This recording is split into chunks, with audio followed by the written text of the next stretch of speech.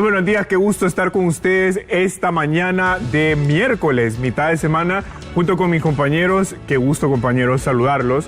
Hoy vamos a abordar un fenómeno que no es nuevo en el país, que de hecho ya hemos en los últimos 2 meses hablado 2 o 3 veces de la forma en que la nueva administración visualiza la seguridad ciudadana. Pero hoy voy a introducir el tema de militarización de la seguridad ciudadana desde una perspectiva histórica, porque ustedes vieron que en el marco de las reformas que se aprobaron en el Congreso Nacional, que presentó y propuso el Poder Ejecutivo, se introdujo este componente más claramente de participación de las Fuerzas Armadas en actividades de seguridad ciudadana. Ahora, como les digo, esto no es nuevo, entonces la pregunta del aprendizaje de este análisis es: ¿cómo hacer que esta fórmula ahora genere resultados distintos? Un punto de inflexión importante, según varios académicos, fue el año 2009. Es decir, el golpe de Estado de 2009, por la forma en que ocurrió y la participación que tuvieron las Fuerzas Armadas junto con otras fuerzas políticas, fue un punto de inflexión para que las Fuerzas Armadas tuviera mayor realce en actividades políticas, tanto partidarias, pero también en la gestión del Estado como tal.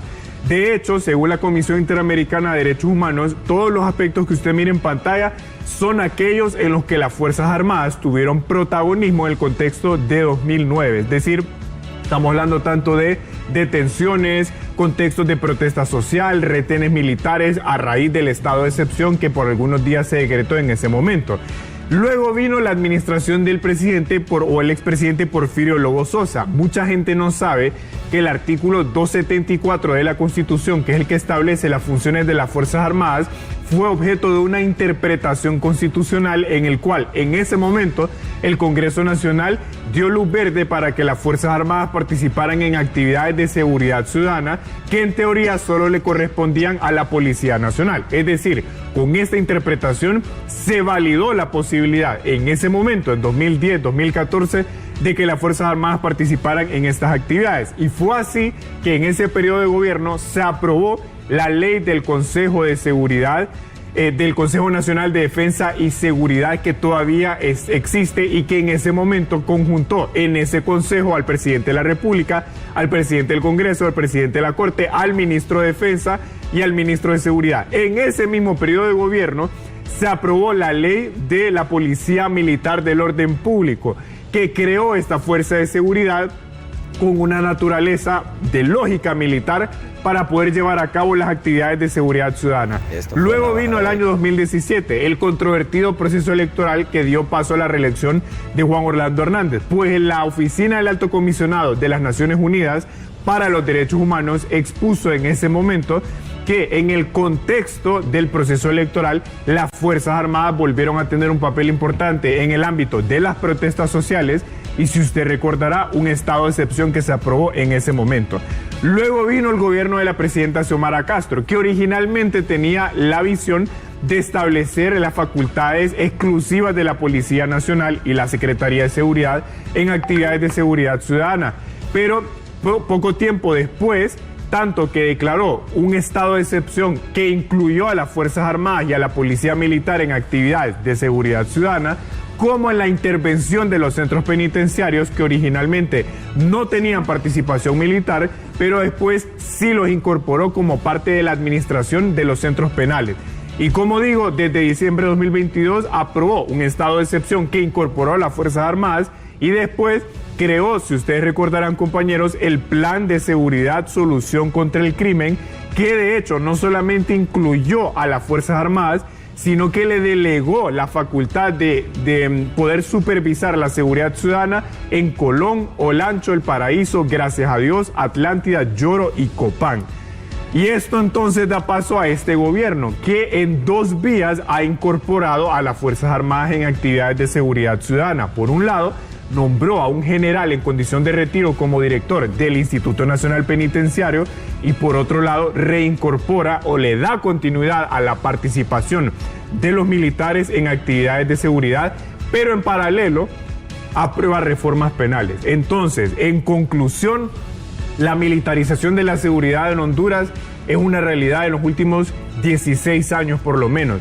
La pregunta es, compañeros, si es y ha sido una realidad, qué resultados distintos va a dar. Yo creo que ese es el gran desafío que va a tener el gobierno de Narria Fura, porque si en teoría los militares ya entienden cómo entrarle al tema de la seguridad, la cuestión ahora es cómo hacerle frente a los desafíos que ahora tiene este gobierno. Organizaciones de derechos humanos, muchos se oponen.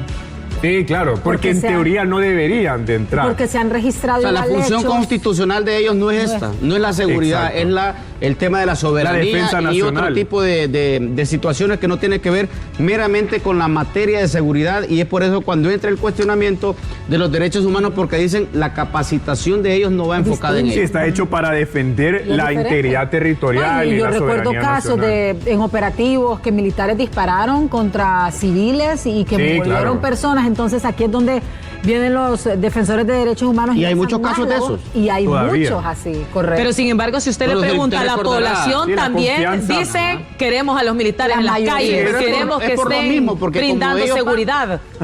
Es por la necesidad de seguridad que hay en el país. Pero entonces aquí está la cuestión, que si uno lo mira con la perspectiva histórica, vea usted, en realidad todos los gobiernos recurren a esto. La cuestión ahora es cómo hacer que sí genere resultados y que la participación de los militares en seguridad ciudadana sea temporal. Es decir, que sea temporal para que regresen a su función constitucional, pero que la policía esté lo suficientemente fortalecida para manejar la seguridad ciudadana. Debería de ser un plan a corto plazo que dé resultados, que se establezcan tiempos para que la seguridad en sí mejore, porque hemos visto una incidencia en varios delitos, en crímenes en el país. Entonces, la necesidad de medidas de seguridad es urgente, y la militarización sin duda impondría un poco de respeto o de temor en las calles para los responsables. Bueno, ese debería ser el objetivo, porque yo igual recordarán que aquí varias veces hemos hablado que la figura del crimen organizado es uno de los principales riesgos para América Latina en este momento. Entonces, obviamente,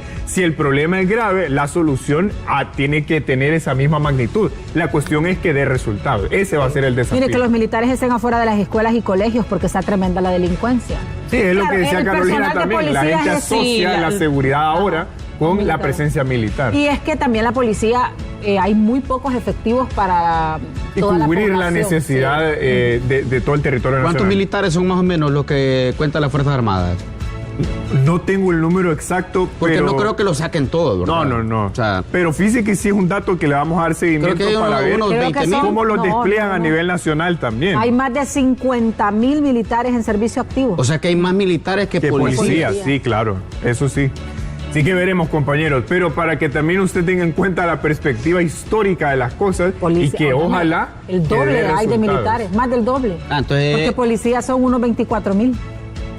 Sí, es el doble aproximadamente. El gobierno del expresidente Juan Orlando Hernández decidió sacarlo a la calle, ¿verdad?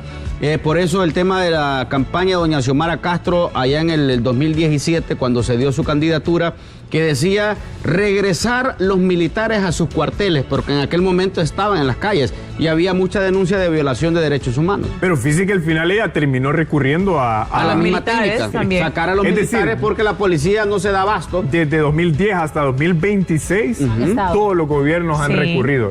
Por eso le digo, la cuestión ahora es que sí puedan dar resultados y sea temporal. Así que veremos la evolución de podríamos llamarle estrategia de seguridad. Y yo concluyo, la clave está en la gobernabilidad, que logren las fuerzas de seguridad la gobernabilidad de aquellos espacios, departamentos y municipios en los que están desplegados. Así que un gusto, compañeros, estar con ustedes. Gracias, Rafa. Gracias, Rafa.